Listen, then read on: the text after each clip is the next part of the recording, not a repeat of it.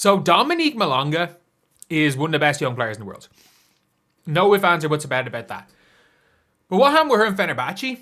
Not ideal. It's one of those situations where I don't fault club or player. Because, look, if you guys don't understand, the Dewana Bonner situation does not happen in Europe.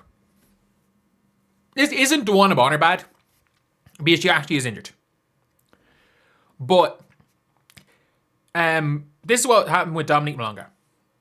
Malonga signed for Fenerbahce, got injured during the WNBA season.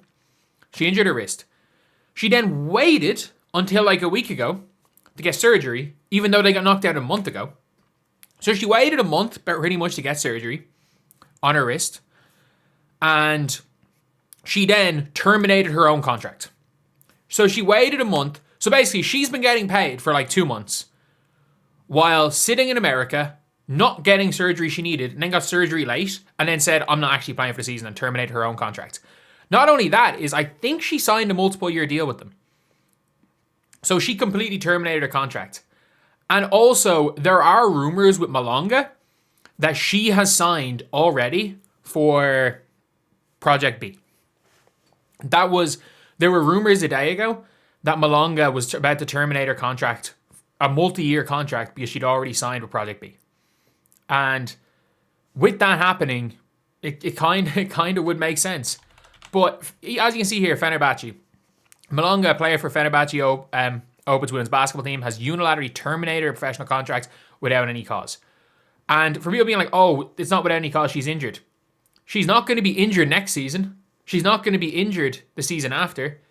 It seems like she is straight up just terminated her contract.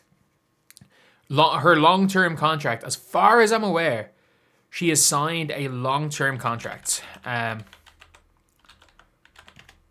just need to see that. Like, I remember hearing a 3-year deal.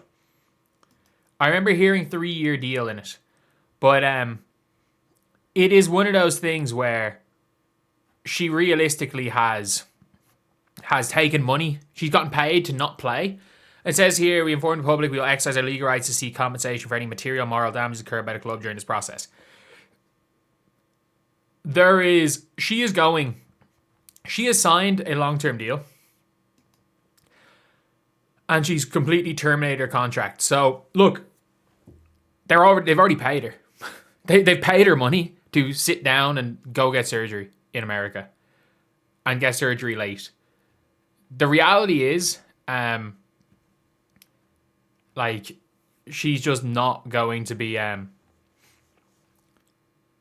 that she's in the right. She's allowed to do what she wants. But also, the team aren't just going to sit there and allow it to happen.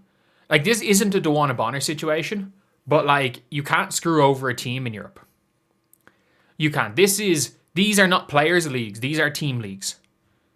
These are team leagues. These are the furthest thing from players' leagues. And yes, so she signed a 3-year deal.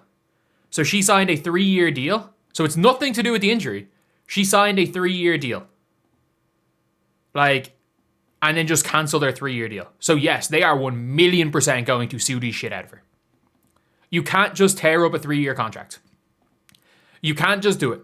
The WNBA will let you walk because they're so scared. Turkish teams aren't. They absolutely aren't. So, if I'm going to be honest, we're seeing now that this happens. We're now seeing the power that these teams have. This is a league where it's a team league. This is a team league. This is not a league where the players have... It's not the players have no power. Team players have very little power in this league. They have very little power to control anything. And with that being said, people are like, keep in mind, as a 19-year-old with an injury, calling her all kinds of names. She cancelled a 3-year deal. She did not say, oh, I'm injured, I'm out for the season. She ripped up a 3-year contract.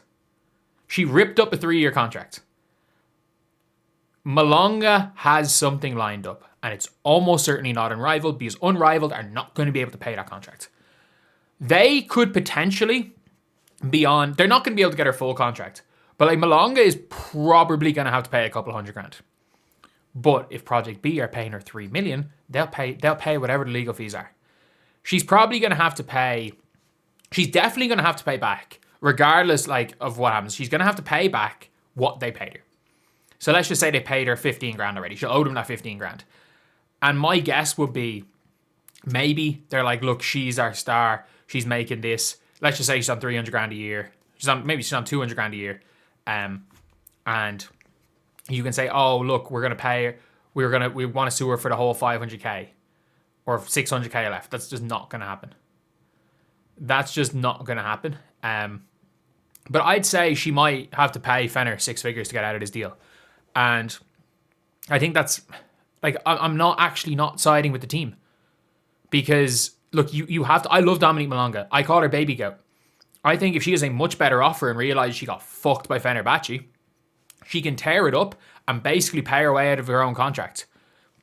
If she realizes she got fucked, she can do it this way and get her lawyers to figure out an amount of money to pay her off. And whatever league she goes is probably going to pay what her legal fees are.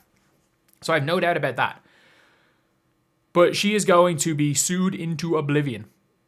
And that is just something that is going to happen. Like, I know a lot of people are going to be saying, oh, she's a 19-year-old who's injured. She's under contract until 2028. She just tore up a contract that is supposed to end in 2028. Unrivaled don't have the money to make her tear up that contract, by the way. It has to be Project B. Like, that's just an assumption. That is just an assumption.